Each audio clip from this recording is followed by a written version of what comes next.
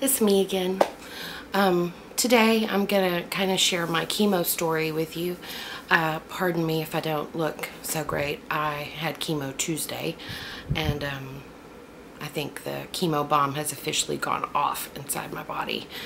When I very first started having chemo, I was supposed to have Taxol and carboplatin, and I went in and they put the Taxol in, and I had a severe allergic reaction, so that's just kind of something to keep in mind. It was kind of scary. I mean, my whole person turned bright red. Really scared my mom. She was like, help, help, help, help, help, please help. I had to have oxygen.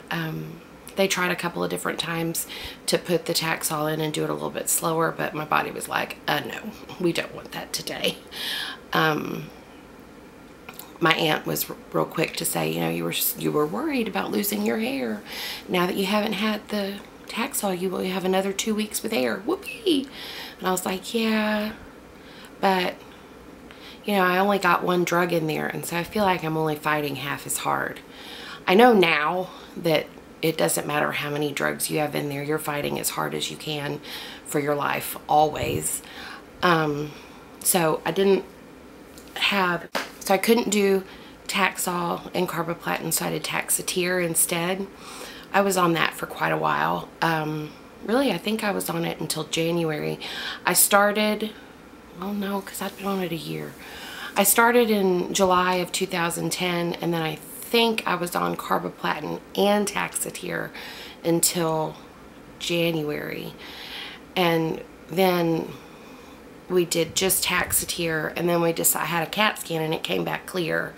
So Dr. Cloven, that's my doctor, who is fabulous, decided that if my CA-125 didn't normalize, but if it didn't have an upward trend, that we would count the Taxotere as being my in remission drug.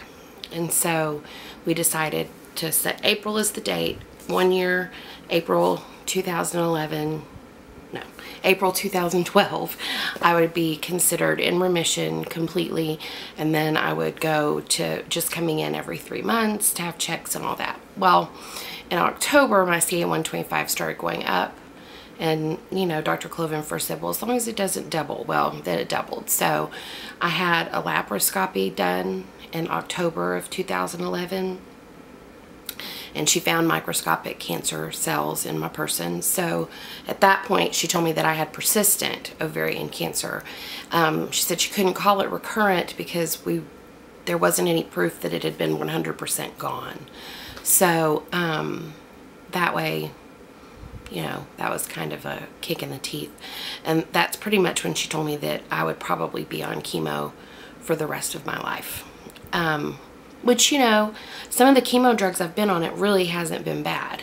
Because after I came out of that laparoscopy, I did Topotecan, which was one of my favorites because it reminded me, there's a beverage I love called Topo Chico. I don't like any of the flavored ones, just the plain or the lime.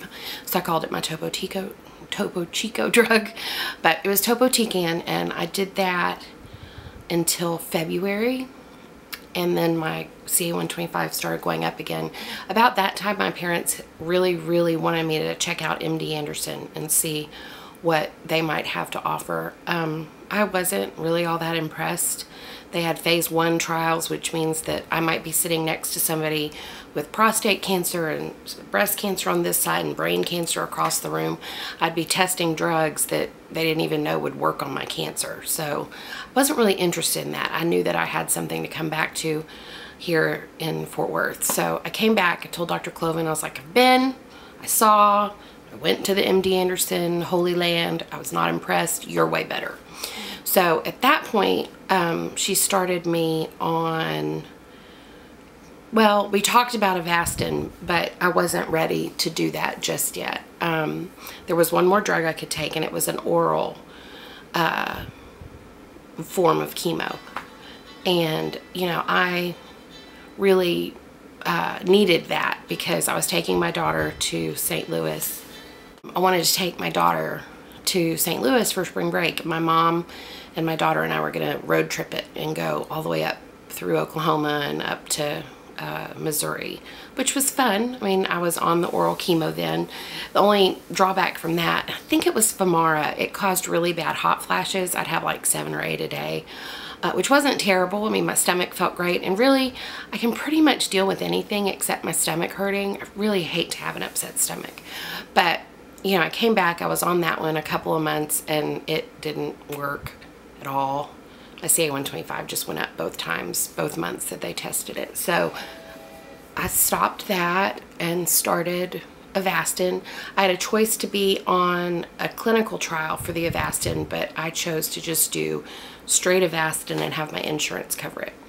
So I've been on Avastin since April, I guess.